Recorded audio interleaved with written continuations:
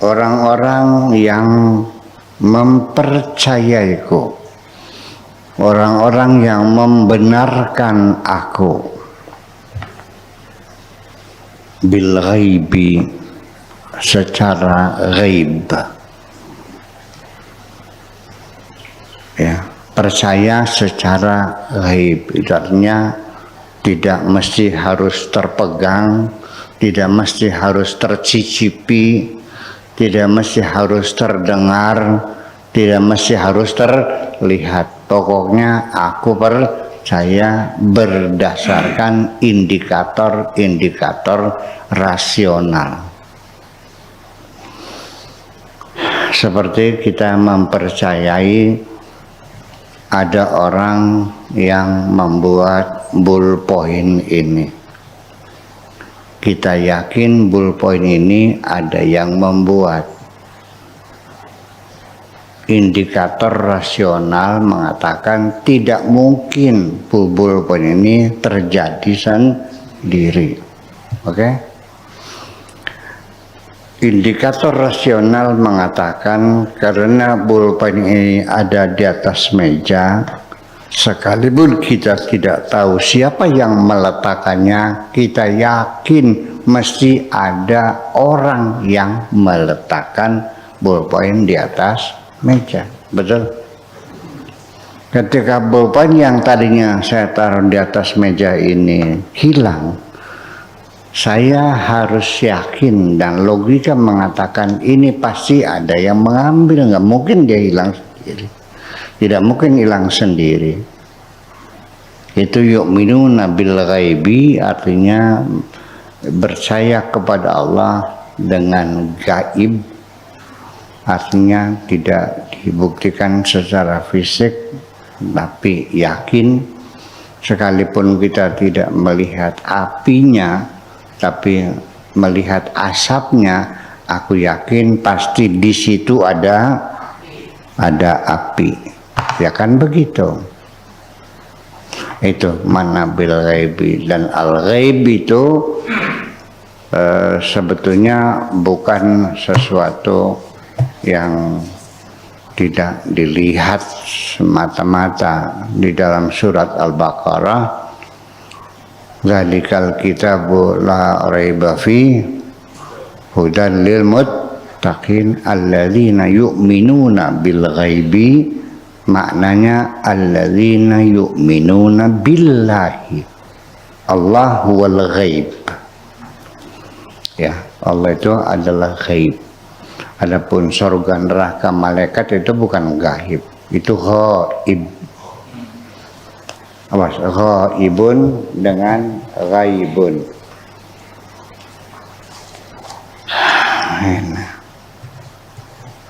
Kita tulis yang besar.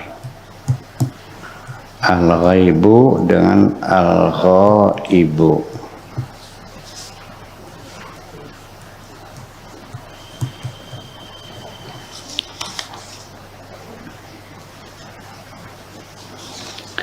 Al-ghaibu itu Tuhan yang tidak bisa dipegang, dilihat, dirasa, didengar, ditemui, nggak bisa. Itu hanya Tuhan. Adapun surga, neraka, malaikat bukan ghaib karena bisa kelihatan. Nanti ibu-ibu dan bapak-bapak sekalian akan melihat surga. Ketika kita mendapat keberuntungan selamat, ya kan, akhirnya kita masuk surga. Nah, surga bisa dilihat enggak oleh orang yang mendapatkan surga? Bisa, berarti tidak gaib dong. Yang masuk neraka, yang neraka tidak gaib. Nah, itu malaikat ya bisa ketemu dia. Dia tidak gaib. Yang gaib itu hanya Allah saja. Adapun malaikat, surga, neraka itu bukan gaib, tapi ghaibun. Al-ghaibu ini al-ghaibu. Bahasa Indonesianya tulisannya sama, gaib. Bisa dibaca ghaib, bisa dibaca ghaib. Bahasa Indonesianya yang kacau. Beda dikiranya. Nah, kalau ghaib siapa? Pak Edi Garawangi itu ada, cuman hari ini nggak hadir. Pak Rohmat ada, maka hadir. Kalau Pak Edi ghaib, artinya tidak hadir, tidak ada di sini. Orangnya di mana? Ada di rumahnya. Jadi gaib itu yang bisa, yang tidak hadir di sini, namanya gaib. Nah itu surga neraka adalah al-gaib. Maka kita percaya kepada Allah itu dinyatakan dalam surat Al-Baqarah, alladzina yu'minuna bil ghaibi, yaitu orang yang percaya kepada Tuhan yang maha gaib. Ya, nggak tahu saya jadi di kitab tafsirnya kok ngamprak-ngamprak sampai surga, neraka, malaikat segala macam sih, gimana? Iya. Lalu wa amanu bi duna an yarawni, dan mereka beriman kepadaku tanpa melihat aku. Percaya sekalipun tidak melihat, percaya, beriman. Aku ma'ahum yaumal jam'i, nanti aku akan bersama mereka pada hari perkumpulan. Hari perkumpulan itu adalah yaumul mahsyar, hari di mana manusia sealam dunia dikumpulkan semua dalam suatu tempat namanya alam mahsyar, dan mereka akan dimintai pertanggungjawaban masing-masing orang per orang, tidak per kelompok, tidak berjamaah, tidak ada dosa jamaah. Dosa itu sifatnya pribadi masing yang diseplit, tidak ada pengadilan jamaah. Ya, orang ke Tasmaya dukung diadili bersama-sama, nggak ada. Orang per orang sesuai dengan tindakan masing-masing. Sekalipun di dunia pernah melakukan pembunuhan bersama-sama, persekusi terhadap maling motor sampai dibakar hidup-hidup seperti yang terjadi di Tersana, itu dalam pengadilan itu satu persatu, tidak jamaah, nggak ada dosa jamaah tuh. Nah, nanti apa peran yang dilakukan, disitulah akan ada klarifikasi. Dan hukumannya akan berbeda satu dengan yang lain. Wahai orang-orang yang melakukan persekusi terhadap maling motor sampai mati terbakar, kamu, apa yang kau lakukan? Saya nangkap motor dan motor itu saya jatuhkan. Mukul enggak? Enggak. Oke. Kamu B, apa yang kau lakukan? Saya tendang kepalanya. Ya, pingsan enggak? Enggak, lari. Oke, C, apa yang kau lakukan? Saya mengejar dia sampai ke tengah sawah. Lalu saya bawa ke kampung. Oke, setelah itu Anda mukul? Enggak. Kamu apa? Saya ngambil bensin, saya siramkan ke tubuhnya. Siapa yang menyalakan korek?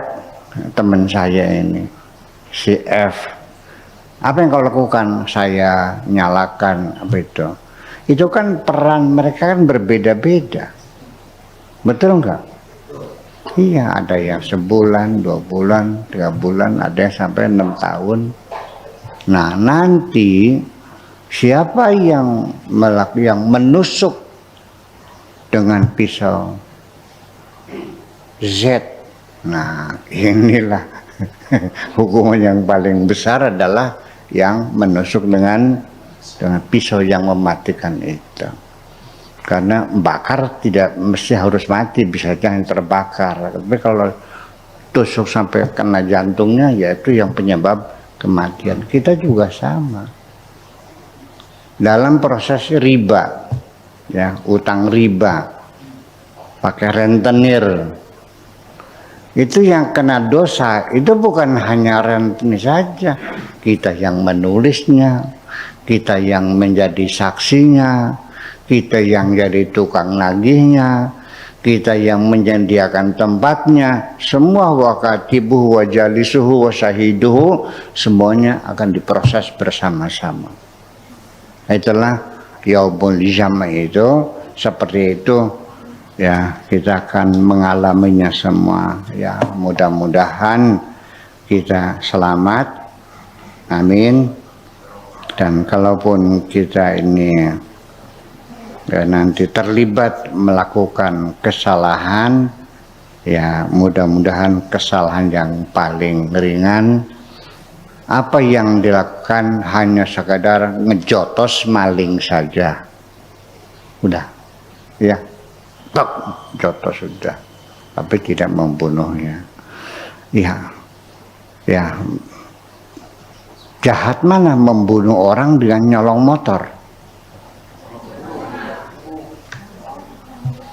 Jadi ternyata mereka lebih jahat daripada maling motor dong. Itu. Lanjut. Wa ashabuhum fil ahwali. Dan aku akan menyertai mereka dalam kesulitan-kesulitan mereka. Kama yashabuni min wara'il astar. Seperti mereka juga menyertaiku di balik tabir-tabir. Wa ursilu alaihim thabtan fi zilzal. Dan aku akan kirimkan kepada mereka tonggak yang kokoh ketika terjadi gempa. Fa uthbituhum ala kulli hal. Walau bagaimanapun mereka akan kuberikan kekokohan, tidak akan terguncang. Ya, seperti itulah. Orang kalau mencari patok, sasah namanya, panik ketika kita hanyut karena kebanjiran di Sungai Cimanuk. Dalam keadaan panik kita mencari pegangan, betul nggak? Apa yang ada kita pegang, batang kayu, bambu, sampai telepon kebo juga ya dirawat. Sasah namanya, kata orang namanya sasah. Sampai kotoran manusia juga dikiranya bambu. Itu. Jadi kadang-kadang dalam hidup ini kalau kita sedang sasah mencari pegangan, seringkali salah pegang. Betul nggak? Kita lagi susah nyari orang menolong, malah ketemunya dengan penipu lagi, malah ditipu lagi. Ya Allah ya Rabbi, banyak terjadi seperti itu. Sudah jatuh ketiban tangga, udah lagi susah ketipu lagi. Ya Allah ya Rabbi, sudah utang banyak, dijanjikan bisa digandakan uangnya, 1 miliar jadi 2 miliar, utangnya enggak lunas, rumah dijual, ya uangnya tidak terbukti tergandakan. Kita panik. Dalam keadaan panik itu otak kita menjadi dungu semuanya itu, jadi goblok lagi ya. Tolol maning, TOL OL apa bu? TOL OL dong. Kalau tolol itu kakaknya dungu, dungu adiknya. Itu.